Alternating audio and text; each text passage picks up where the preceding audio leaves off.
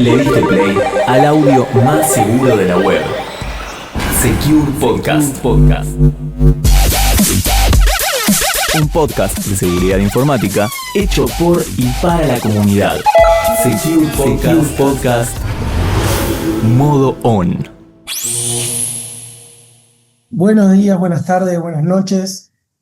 Saludos a todos nuestros oyentes en la parte del mundo que nos estén escuchando. Hoy tenemos una nueva edición del Secure Podcast con un invitado muy especial que trabaja hace muchos años en ciberseguridad y hoy nos viene a contar un poco su experiencia. La idea de este capítulo es que podamos conocer un poco la persona detrás de estos investigadores de seguridad que tanto nos aportan en diferentes áreas. En este caso es una área muy vinculada con la justicia y donde también la ciberseguridad, la investigación, tienen mucho que ver y mucho que aportar en estos rubros. Así que bueno, sin más palabras, vamos a proceder a presentar a Luciano Laporta Podaza, que está detrás del micrófono. ¿Cómo andas, Luciano? ¿Cómo andás, Maxi? Antes que nada, muchísimas gracias para vos y todo el equipo por la invitación. Perdón, ya empezamos cruzados. Así que nada, muchísimas gracias por tenerme presente y por este espacio. Bueno, gracias a vos por permitirnos, seguir conociendo a gente por el país. Hoy también estamos más federal que nunca. Yo estoy de Santa Fe. Luciano, ¿vos de qué parte estás? De Tucumán capital. Bien. Tucumán. Bueno, hace algunos meses nos hemos encontrado con Luciano ahí en Tucumán, en un curso también de la parte de informática, más precisamente la parte forense. Así que estuvimos charlando y compartiendo, y justo estuvimos viendo un partido de Argentina, que por suerte ganamos. Sí. Así que bueno. Luciano, comentanos un poquito de tus inicios, cómo arrancaste en este mundo de la seguridad. Y bueno, en realidad, digamos, lo que es la ciberseguridad y todas esas cuestiones, desde que tuve mi primera computadora, pero mi primer contacto con la informática en sí, me acuerdo que fue cuando yo era muy chico y me acuerdo que estaba en la casa de un primo que él tenía una computadora y me hacía jugar unos juegos en DOS, y me acuerdo que se va a dormir y deja, viste, lo que es el prompt abierto en la computadora, que yo no tenía idea de qué era eso. Y me acuerdo que escribía, viste, palabras o cosas así que me surgían siendo un niño y no entendía nada. Por supuesto que lo que esperaba el prompt eran comandos y yo no tenía idea, pero ahí fue donde me cautivó tanto que desde ese día nunca más dejé la informática. Y entonces, bueno, ahí es cuando empecé a tener mis primeros pasos, cuando me acuerdo que mi vieja me regala mi primera computadora. Obviamente arranqué con Windows, en ese entonces era Windows 98, y como viste, toda la gente del palo está todo bien con Windows, pero termina siempre volcándote a Linux y empezás a experimentar, a instalar distintas distribuciones, aprender muchísimo sobre programación, networking, etcétera, y todo, por supuesto, decanta en la ciberseguridad. Así que bueno, ahí es cuando realmente se despertó mi curiosidad y realmente, bueno, fue un mundo tan amplio. Acuérdate que en nuestra época, yo tengo 37 años, en mi época, viste, era, al menos acá en Tucumán, era todo con internet dial-up, no era ADSL ni nada, llegó tarde el ADSL acá, así que me acuerdo que los fines de semana, mi vieja se iba a dormir, me acuerdo, yo era adolescente, y me acuerdo que me conectaba por dial-up, me pasaba toda la noche despierto, descargando material, viste, las revistas Hack por Crack, de todas las de Scratch Team y un montón más, que eran en TXT, viste, con los gráficos en ASCII. Entonces me pasaba descargando toda la noche eso, me iba a dormir cuando mi vieja se levantaba, para que, viste, que parezca que no pasó nada, y de ahí el resto del fin de y durante la semana aprovechaba todos esos manuales y textos para empezar a aprender y practicar. Así que, bueno, no la tuve tan fácil, pero como verás, la curiosidad siempre estaba ahí, así que nada, así fueron mis inicios. Qué importante esto de la curiosidad y también un poco de poder ir explorando diferentes misiones. En esto, bueno, que decía la revista Hack por Crack, lo que era Scratch Team, y también esta aventura de un poco de lo prohibido, porque vos decís, estabas pasando la noche sin dormir, que tu hija no te agarre. Aparte, viste, lo que era cuando te conectabas, yo me conectaba en mi casa y tenía un cable larguísimo hasta la computadora, no sé, tenía como 20 metros que se lo llevaba el perro, se lo llevaba mi hermano puesto. Eh, Sí, y entonces creo que todos vivimos que tampoco nos cambió, creo que tanto la velocidad, porque ahí tenías como limitado, entonces aprovechabas donde tenía que entrar. Después cuando tenés tanta velocidad de tanto mundo, es como que quizás no valorás tanto ese tiempo de conexión. tal cual, Eh, tal cual. pero bueno, me hizo acordar mucho, aparte tenemos más o menos la misma edad, Luciano, Sí, así sí. que estamos más o menos en la misma época de cómo arrancamos. Che, ¿y te acordás un poco de cómo era tu primer compu? ¿Cómo fue Sí, era un Pentium ese 3 primer 700. amor? Sí, totalmente. Me acuerdo que era la que le llaman clon, ¿viste? Cuando armaba una computadora, en aquel entonces no era de marca, digamos, y mi vieja con mucho esfuerzo la compró para mí y obviamente mis dos hermanas mayores, pero la usaba yo más que nadie. Y era una Pentium 3, 733 MHz, con 64 megas de RAM y un disco de 10 gigas, me acuerdo. Todo un CPU, ¿viste? Y tenía, obviamente, el protector de pantalla, ¿viste? Ese de vidrio Sí, para la vista. Era, viste, los CRT, el monitor, y traía la fundita, viste, que le ponía al monitor para que no le entre el polvo y qué sé yo. Obviamente esa computadora terminó desarmadísima y todo porque le metía mano, quedaba calambre, pero sí, fue una época muy hermosa, sí, sí, sí. ni hablar. Todos le poníamos el pijama para que se vaya a dormir a la computadora. No sé quién Sí. habrá inventado eso, pero bueno, funcionaba y lo vendían. Le Y daba poder. también esa pantallita de vidrio de dudosa procedencia, si Sí, el funcionaba para filtro. algo, pero bueno, creo Imagínate, que ahora todos. hay máquinas virtuales, todo eso. Vos en esa época tenías que arrastrar un CPU como un gabinete de varios kilos para hacer una LAN party, todo eso, imagínate. Bien. Che, cómo arrancaste lo primero? O sea, en esto dijiste un poquito de consola, de Linux, de Windows. ¿A qué le entraste primero de que te motivaron los juegos, las redes, la programación? O sea, ¿por dónde fuiste primero? Es muy curioso porque justo dijiste los juegos y lo que yo más quería, siendo changuito, obviamente, era jugar, digamos. Y como mi computadora no tenía placa de video ni placa de audio en ese entonces, viste que venían incluso unas placas dedicadas y todo, entonces no me quedaba otra, o sea, como que yo me aburría, ¿me entendés? Entonces ahí es como que al no quedarme otra opción, ahí es donde empiezo a meter mano en el sistema operativo. Y me acuerdo que, por ejemplo, habían guías, me acuerdo de una mina que se llama Caroline Maynell, que era guía mayormente inofensiva para hackers, algo así era, y que te enseñaba cómo, por ejemplo, cambiar el buteo de Windows 98. Entonces, que en vez que te aparezca el gráfico de Windows 98, le mandabas cualquier imagen, ¿viste? Con, qué sé yo, como la típica de una calavera, tonteras así. Y ahí es cuando empiezo a meter mano en lo que es el Windows, en este caso 98, a descubrir las vulnerabilidades, cómo se manejaba, etcétera. Y al poco tiempo ahí empiezo a trastear, digamos, con todo lo que es Linux. Me acuerdo que empecé con SUSE Linux, te estoy hablando hace 1000 años atrás, cuando no era un re lío, levantaron la interfaz gráfica y un montón de cosas más, y de ahí probé un montón, o sea, qué sé yo, SUSE, Mandrake, Red Hat, ¿cómo se llama esto? Debian, Slackware, OpenBSD, Gentoo, FreeBSD también, no sé, un montón, la verdad que ya me olvidé. ¿Cómo se llamaba esta que me gustaba mucho? Canopix, ¿era? Canopix, era Canopy, una de sí, las primeras sí. que era Live CD. Y Sí, sí, estaba Mandrake también. Yo lo claro, hemos Mandrake, utilizado en la Mandriva, escuela. sí. Bueno, y acá en Tucumán también hubo un Linux, Ututo, y no, ese era de Salta, creo. Y en Tucumán estaba Tuquito, que bueno, después tuvo unos bardos ahí más o menos, la gente Sí, de sí, Tuquito. sí. eh, Fue Pero bastante bueno, conocido.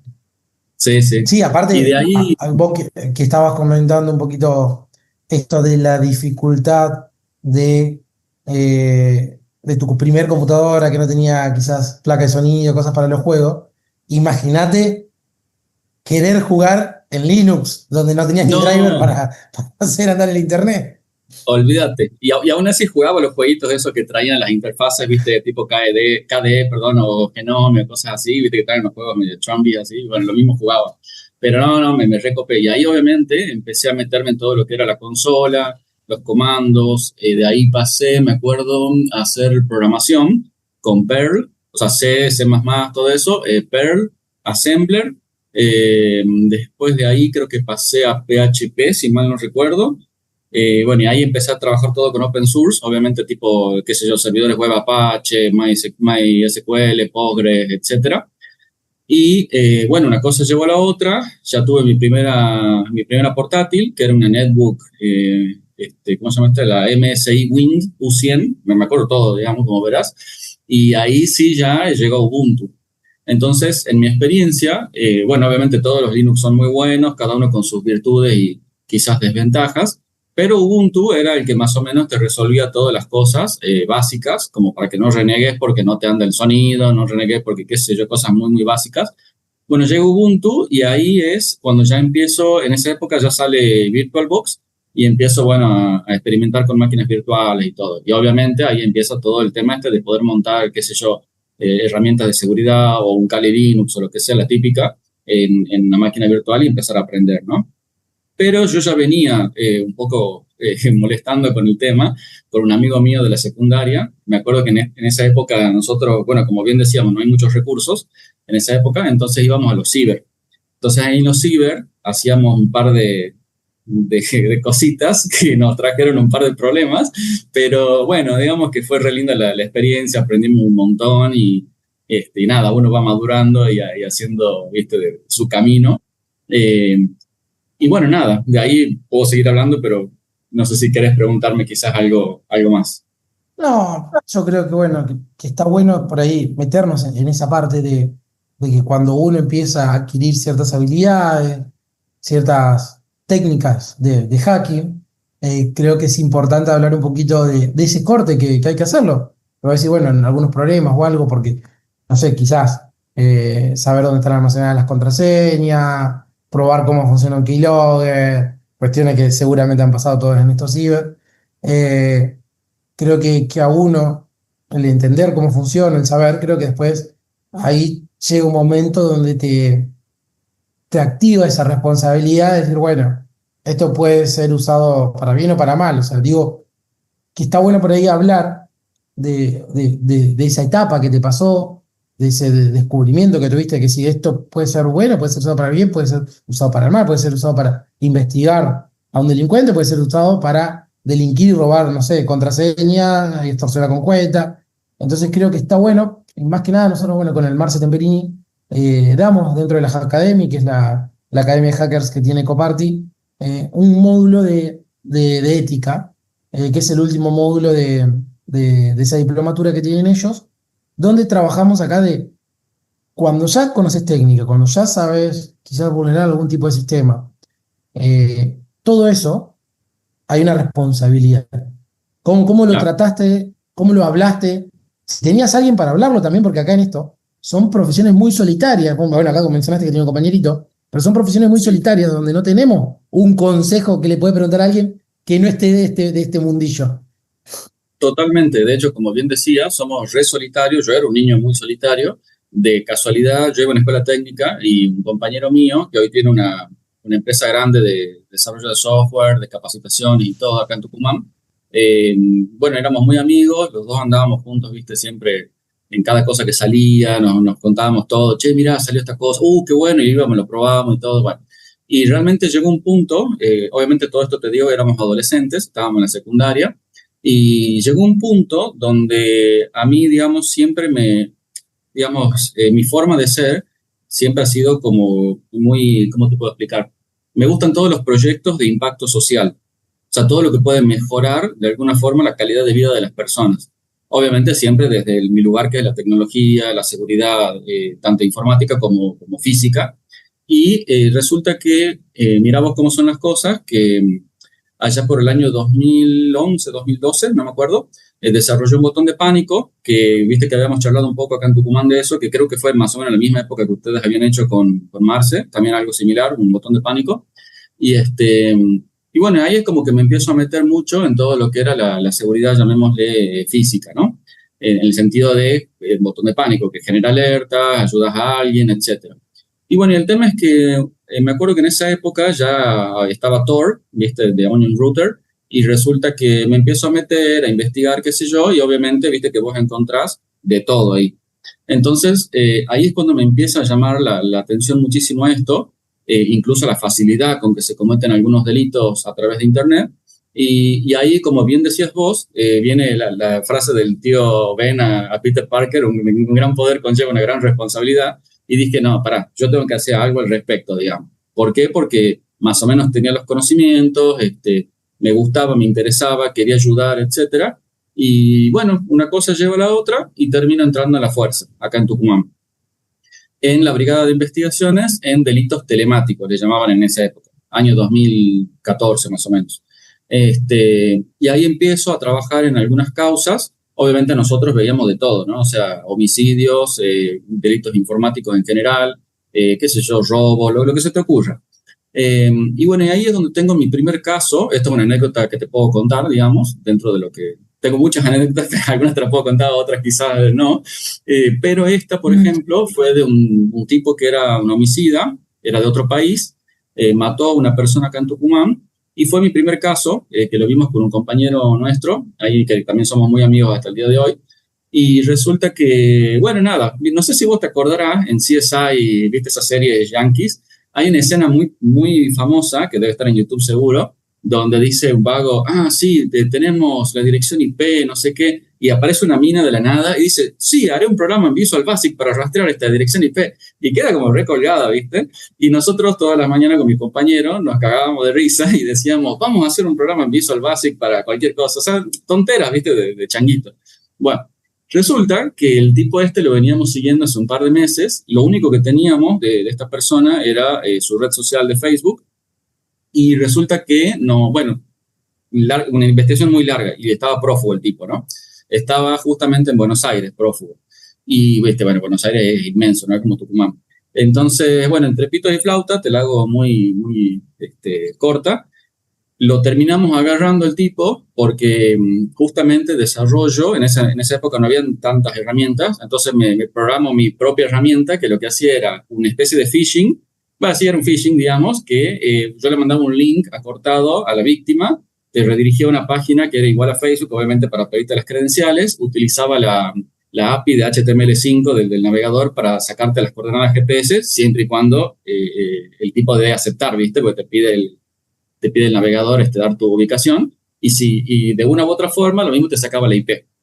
Entonces con la IP me mandaba un mail directamente al toque, y me acuerdo que era la madrugada. Yo le había hecho toda una trampa, digamos, al tipo se la mando. Yo digo, no va a caer. Cae el tipo, me manda el mail el programita y llega a la dirección IP y ahí obviamente sabemos dónde estaba el tipo y lo agarramos.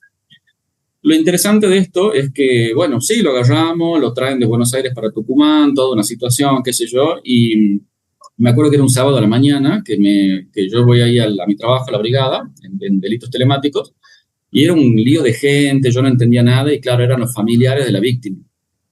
Entonces, me acuerdo que estaba un oficial, amigo mío también y era mi superior en ese entonces, y me acuerdo que yo estaba en un rincón, la familia lloraba desconsoladamente por la muerte obviamente de este chico que había fallecido acá en Tucumán, que lo había matado el tipo Bueno, llega el tipo, todo llorando, qué sé yo, y me acuerdo que yo estaba en un rinconcito y viene el oficial y o sea, yo escucho de lejos que dicen, y gracias a él lo han agarrado. Y yo me doy vuelta así, y era el oficial que me estaba señalando a mí, y estaba la familia ahí, y se me viene toda la familia encima, y me rodean así, y me empiezan a abrazar mientras lloraban, y te juro que ese momento me quebró mal, y yo dije, no, obviamente me contuve para no llorar, por supuesto, pero fue un momento tan emotivo, tan fuerte, tan intenso, que ese día yo dije, no, ya está. No le hemos devuelto la vida de esta pobre víctima, obviamente, pero sí se hizo algo de justicia. Y ahí es donde dije, no, esto es lo que realmente quiero hacer, no sé si el resto de mi vida, pero por muchos años seguro. Seguinos. Twitter, @securepodcast, facebook.com/secure-podcast o entra a securepodcast.com y volvé a escuchar cualquier programa. Así que bueno, nada, esa es una. No, espectacular, Luciano, piel de gallina. A mí esperemos que los oyentes también, porque creo que eso es parte por ahí del salario humano, del Sí. salario emotivo que te pagan, que quizás en otras profesiones, no sé, podés estar programando para una empresa en Hong Kong, que no conocés ni a tu jefe, y estás Claro, haciendo capaz un proyecto espectacular, que te pagan un montón de plata, pero no tenés esta parte emotiva, no tenés esta parte de ayuda, sos solamente una piecita que programa una parte de código y nada más, y acá vos estabas resolviendo un caso con tecnología, utilizando una técnica que a veces utilizan los delincuentes, pero con otro fin. O sea, claro. es realmente espectacular y es parte un poco de encontrar el lado positivo que tiene la tecnología y la potencia que tiene. Yo creo bueno, realmente es un caso muy bueno para mostrar de cómo se usa la tecnología de forma positiva. Eh, Gracias. y volviendo al tema acá de esta curiosidad, ¿tenés algún tipo de estudio formal? O sea, ¿estudiaste algún tipo de carrera o algo? Porque mucho de Sí, esto, y por lo que comentaste, viene de lo autodidacta. Y sí. quiero que me comentes un poquito cómo ves ese mundo, la parte formal, la parte autodidacta y cómo fue tu camino. Y bueno, mira, obviamente salí de la secundaria, de una escuela técnica, no vimos nada de tecnología, o sea, era, viste, y menos en esa época, ahora está lleno en las secundarias de tecnología y todo. De ahí empecé la facultad haciendo ingeniería en sistemas, y bueno, hice un par de años, pero es una carrera maravillosa, realmente es muy linda. Pero imagínate, yo tengo 37 años, yo trabajo desde los 13, 14 años sin parar hasta el día de hoy. O sea que ya vengo trabajando hace mucho tiempo. Y la verdad que, como decís vos, todo lo que yo aprendí en casa, por así decirlo, era bastante. Y yo cuando iba a la facultad, pues viste que en ingeniería no podés rendir materias libres, salvo 2 o 3 a lo sumo. O sea que te tenés que fumar los 5 años, no sé, 45, 50 materias, etcétera. Es larga. Entonces, yo sentía que estaba perdiendo el tiempo, que si bien estaba buena la carrera, quizás para alguien que no tiene mucha experiencia, que o viene de otro palo, o qué sé yo, y quiere aprender, está buenísimo. Pero yo sentía que perdía el tiempo porque todos los conceptos que veíamos y cosas así, eran cosas que uno, viste, qué sé yo, por la experiencia ya las tenías más o menos masticadas. Y yo quería aprender más y todo, y era como que, no sé, para aprender algo interesante tenía que llegar a años más avanzados y de última hasta podés hacer un curso especializado en algo que te interese y chao. Entonces, bueno, dejo ingeniería, y como yo siempre he trabajado prácticamente en el Estado, en el Estado viste que, bueno, también importa el tema del título y todas esas cosas. De hecho, si te soy honesto, si fuese por mí no me hubiese graduado nunca, hubiese seguido haciendo mi camino como autodidacta, pero bueno, lamentablemente mejora tu situación laboral cuando tenés un título. Entonces, bueno, ahí le hice fácil, fui ¿cómo se llama esto? Hice analista del sistema, después una licenciatura en tecnología educativa, que es de la tecnológica, una carrera relativamente nueva, debe tener unos menos de 10 años, no me acuerdo, que es mitad pedagogía, docencia y mitad tecnología. Pero solamente por el título de grado, ¿viste? Para decir, bueno, soy licenciado y chao. Y nada, y que te mejore la situación laboral, nada más. Sin, obviamente, ánimos de desmerecer el sistema académico, ¿no? Pero ahora he visto que hay varias carreras, creo que hay una licenciatura, no sé si en el siglo XXI, no sé dónde, en seguridad informática, algo así, que claro, si hubiese habido algo así en mi época, seguro hubiese agarrado algo así, que es como más específico, ¿me entendés? Entonces, yo hoy, si tuviese que recomendar, digamos que estudiar, hoy por hoy tenés muchas cosas muy específicas y con mucha salida, certificaciones internacionales, tenés las licenciaturas estas que te digo, que hay un par, creo que en Argentina 2 o 3, no sé. Yo iría por ese lado, si pudiese volver el tiempo, digamos, pero con la situación de ahora. Y sí, me pasó algo similar. O sea, también en esto de abandonar un poco la ingeniería, de ir por una cuestión de analista, una cuestión de la licenciatura, posgrado y más cuestiones. Eh, y es un poquito esta falta de oferta, por eso ahora se está más o menos acomodando, pero bueno, en ese momento es como que era solamente las bases.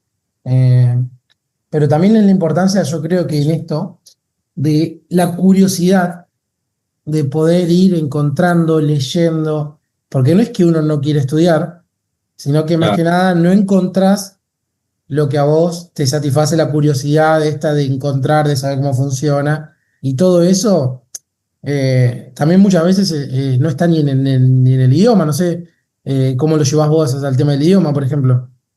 Bien, hablo inglés fluido, sé un poquito de alemán, muy poco, ya me olvidé de casi todo, pero me encantan los idiomas. O sea que yo bajaba todo de, qué sé yo, de frac.com, que eran, viste, las e-signs en TXT, todo lo que estaba de afuera, viste, que estaba en inglés. Leía los RFC, los Request for Comments, cuando tenía 16 años, me acuerdo, que son las especificaciones de los protocolos que usamos día a día, y me fascinaba, o sea, me encantaba. Y me acuerdo que, dicho sea de paso, me acuerdo que, volviendo a lo de mi vieja, viste, cuando era chico, me acuerdo que me decía, Luciano, apaga la computadora, que estás ahí todo el día, como ella creía que yo estaba jugando videojuegos o algo por el estilo, y me acuerdo que me dejó de decir eso cuando conseguí mi primer laburo a los 13, 14 años, y se dio cuenta que yo no estaba tonteando en la computadora, sino que estaba aprendiendo. Como decís vos, quizás no en un sistema académico formal, pero siempre estaba estudiando, siempre estaba leyendo, practicando, experimentando. Así que nada, eso. Che, Luciano, ¿cómo le explicás a tu mamá o amigos de qué trabajas?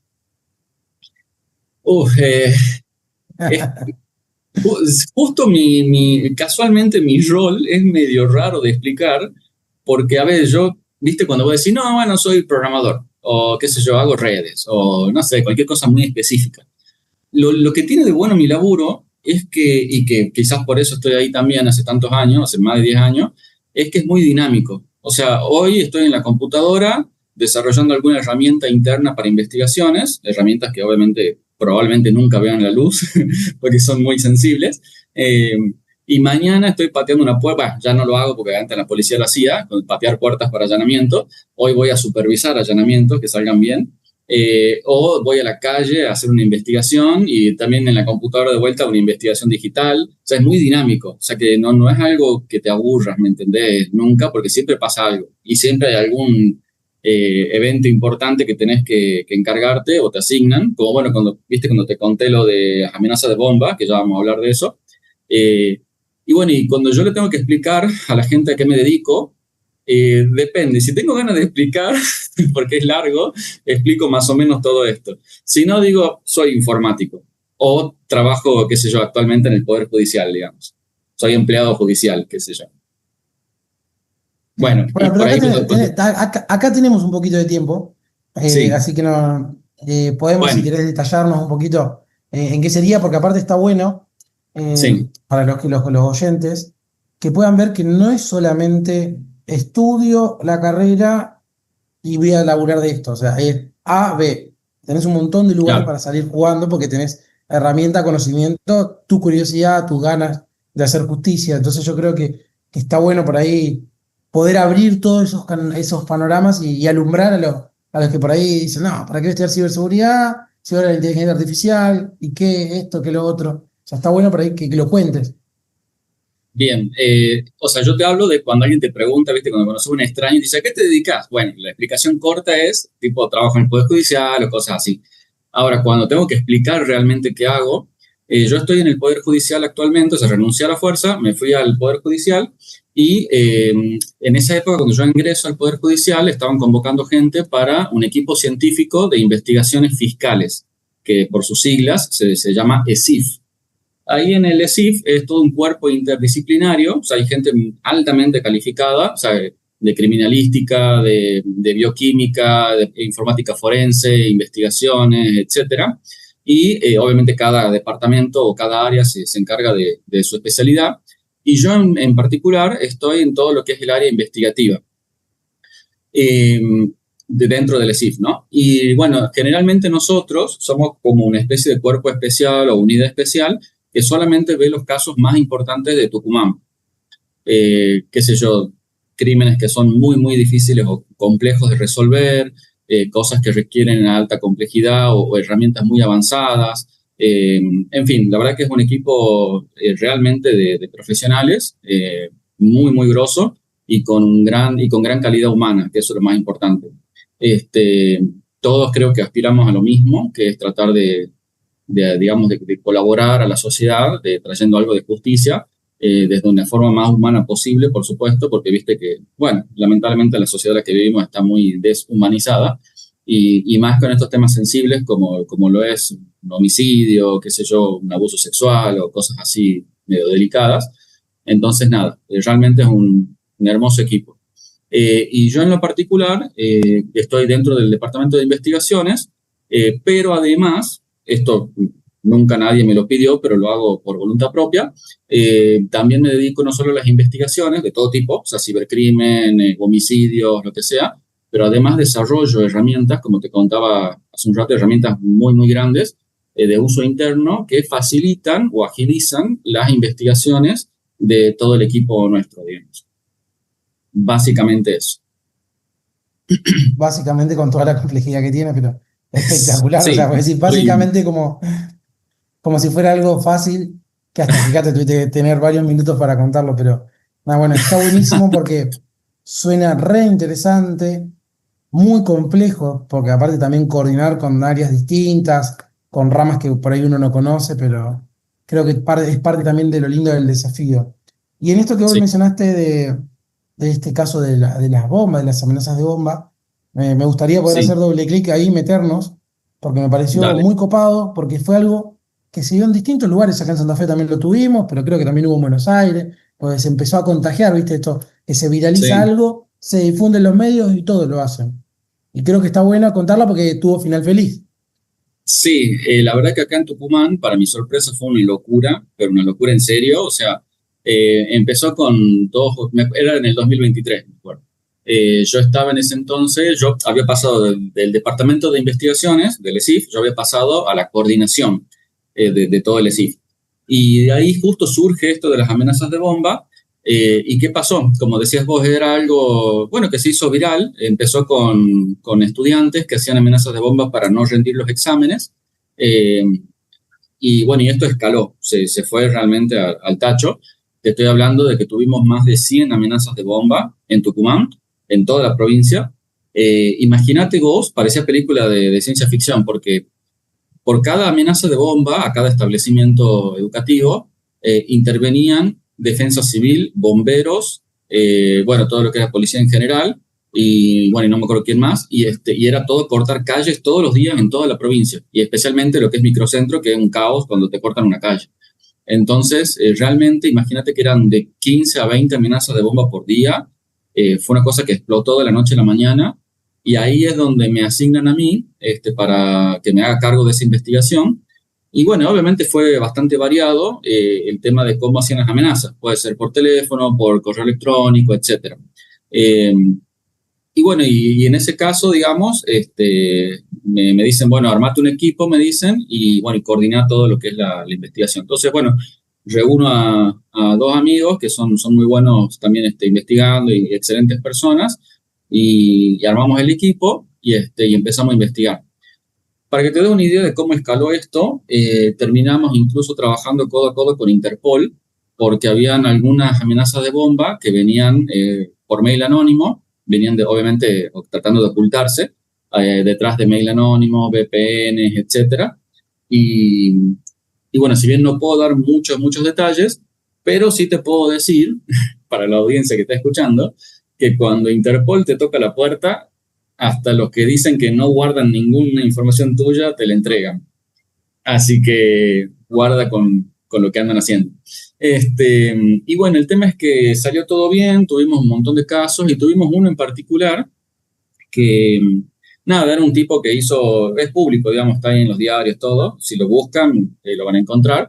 Un tipo que, bueno, hizo muchas amenazas de bomba, era un montón, y bueno, en este caso, a ver, eh, era una persona que llamaba al 911 y decía, sí, hola, soy Luciano Laporta, estoy por una bomba, qué sé yo, y bueno, y colgaba, ¿no? Entonces todo el mundo decía, che, qué raro que sea Luciano Laporta, ponele. Entonces cuando hacíamos la investigación, efectivamente, en los datos de esa llamada era Luciano Laporta, y incluso daba cerca el domicilio de esta persona, entonces decíamos, a la pucha, es Luciano Laporta, digamos, que qué cosa rara, ¿viste? Que solo se incrimine, digamos. Bueno, muy en resumen, porque ha sido larguísima la investigación, este tipo, esta persona, hizo, no me acuerdo ya, entre 15 y 20 amenazas de bomba él solo, a distintos establecimientos, hizo amenazas a la corte, al Palacio de la Justicia, no sé, a la Casa de Gobierno, a todo. Y cuando vamos a investigar, descubrimos que en realidad lo que pasaba que no era Luciano Laporta, sino que era Maxi Macedo, que trataba de incriminarlo a Luciano Laporta, dando de alta, digamos, todos los datos de titularidad a nombre de Luciano y de su círculo familiar. Y casualmente, Luciano y Maxi vivían cerca, entonces por eso como que todo cuadrado de que era Luciano y no era Luciano.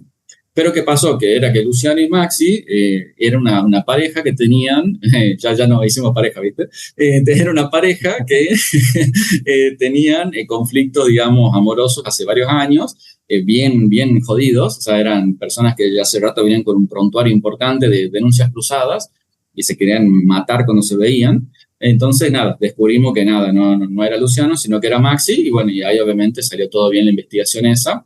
Y gracias a esa investigación, que realmente ha sido tremenda, imagínate, como te digo, era una cosa abrumadora, todos los días llegaban 15, 20 amenazas y vos tenías que esclarecerlas a todas, bueno, qué sé yo, sale todo bien, por suerte, y ahí es cuando crean la primera fiscalía especializada en cibercrimen, acá en Tucumán, que ya había en Argentina, en Buenos Aires, creo que en Córdoba, no me acuerdo, y crean la primera fiscalía especializada en cibercrimen, arman todo un equipo y me ponen ahí de coordinador. Espectacular. No, tremendo. Aparte, en esto de que si no te falta ahí el olfato de investigador, capaz que tuman una puerta equivocada, porque nadie se puso a ver de que Sí, estaba a nombre de Maxi Macedo, pero en realidad era Luciano. O sea, eso me es pasó, espectacular cuando descubrís esas sí. cuestiones, cuando detectás esos patrones. Yo creo que aparte de hacer justicia, creo que el sentimiento propio de poder haberle encontrado la vuelta es muy gratificante. Claro, tengo un par de anécdotas más de ese estilo. Por ejemplo, causas que vos decís, bueno, esto es un callejón sin salida. Que es lo que te comentaba la vez pasada cuando estuviste en Tucumán, que charlamos un poco. Fue una de las amenazas de bomba fue justamente que yo te había contado que era un colegio, que o sea, habían hecho una amenaza de bomba a un colegio. Y a nosotros los datos nos daban que era una agencia de turismo que estaba al frente.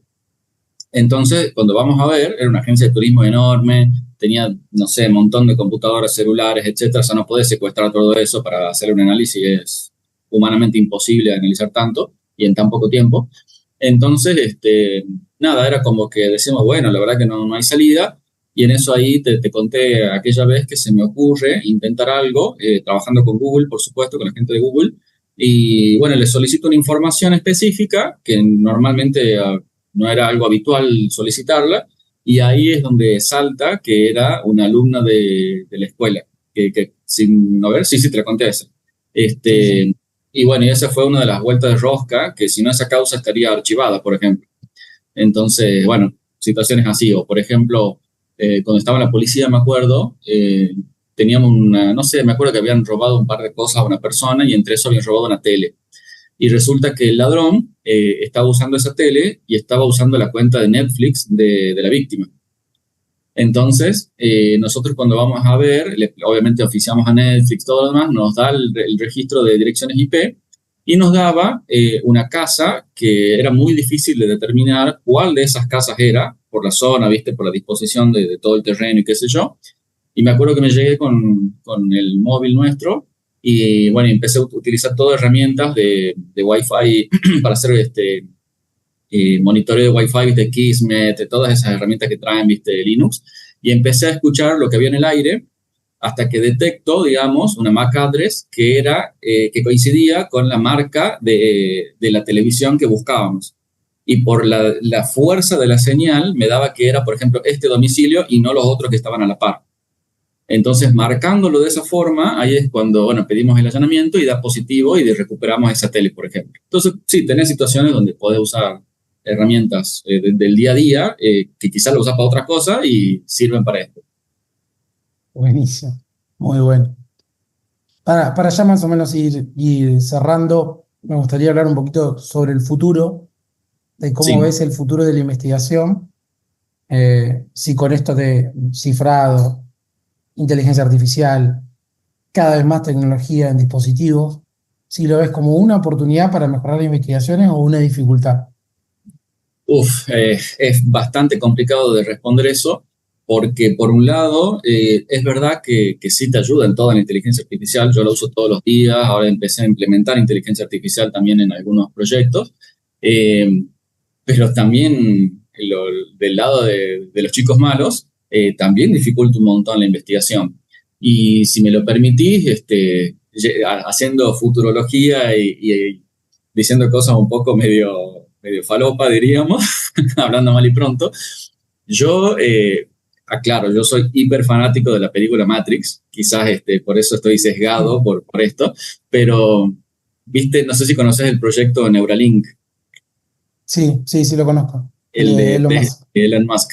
Bueno, ellos ya están teniendo un par de avances, qué sé yo. Súmale la inteligencia artificial, súmale todo lo que estamos viendo, y yo digo, realmente en cualquier momento se fusiona todo eso y no sé de qué vamos a estar hablando el día de mañana.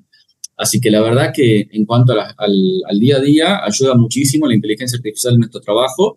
También dificulta, por ejemplo, viste, con todo lo que es generaciones de imágenes, videos, etcétera, que de ahora que cada vez están más y más reales. O sea, antes tenías un montón de maneras de saber realmente si era fake o no, y cada vez lo hacen tan realista que se está dificultando realmente. Entonces, yo creo que es un gran desafío, eh, que me encantaría en algún momento enfrentarme a algo así y ver qué se me ocurre para resolverlo. Bueno, sí, sí, realmente es algo espectacular. En esto de que mencionaste lo del Neuralink, hay un capítulo de Black Mirror en la última temporada, el primero, no sé si lo viste, el de las propagandas. Justo estoy viendo en Black Mirror, estoy poniendo al día porque no la había visto nunca y todo el mundo me decía, mirala, voy por la Nada, tercera increíble, temporada, así que sí, increíble, sí, increíble, tremendo. realmente es algo espectacular. Eh, bueno, para ir cerrando, Luciano, Sí, eh, algo que te haya cambiado de tu forma de ver el mundo, la ciberseguridad, algo que te haya, eh, esta visión de la seguridad. eh, no sé si querés dejarnos algunas palabras sobre eso. y mira, la verdad que yo me considero una persona muy técnica, me gusta mucho lo técnico, y, y aún así me tocó muchísimo el contacto humano, en todo sentido. O sea, lidiar con personas, qué sé yo, desde, como te digo, ciudadanos, personas que están privadas de la libertad, de un montón de situaciones así. Y realmente, como te digo, aunque me encanta lo técnico, te das cuenta que al final del día lo que más importa es la parte humana. Eh, y a mí mi trabajo, como que, bueno, te va llevando o empujando a, a aprender varias cosas, principalmente sobre la naturaleza humana, cómo se comportan los seres humanos bajo ciertas situaciones, bajo ciertas presiones, lo que piensa cada uno. Realmente vas a tener, o sea, a lo que voy es, por ejemplo, va a sonar muy controversial lo que voy a decir, pero una vez alguien me dijo, todos los seres humanos somos asesinos en potencia. Y yo me quedé así como, ¿qué? Y me dicen, claro, porque lo que pasa es que a vos, si te tocan en el botón adecuado, el botón correcto, te puedes llegar a brotar y matar a alguien, por ejemplo. Y me pareció re fuerte, ¿viste? Y me acuerdo que cuando yo estaba en la policía, en homicidios, justamente yo hablaba, a mí me interesaba muchísimo, ¿no? La parte humana, y hablaba con la gente privada de su libertad, y tenías casos desde los más variados. O sea, había gente que decía, no, bueno, yo lo maté a fulano porque le insultó a mi mamá.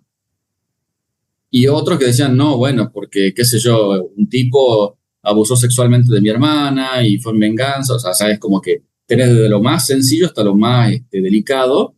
Y ahí te das cuenta que el ser humano es realmente muy, muy complejo, súper interesante de estudiarlo en ese sentido.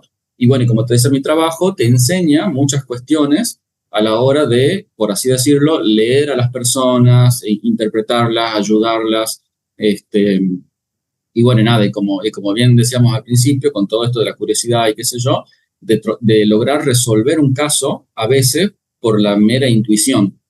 Ni siquiera hablar de lo técnico. O sea, simplemente interrogando a alguien, preguntándole, a veces uno saca información importante que no la vas a encontrar en lo técnico. Entonces, nada, es una enseñanza de vida bastante importante e interesante.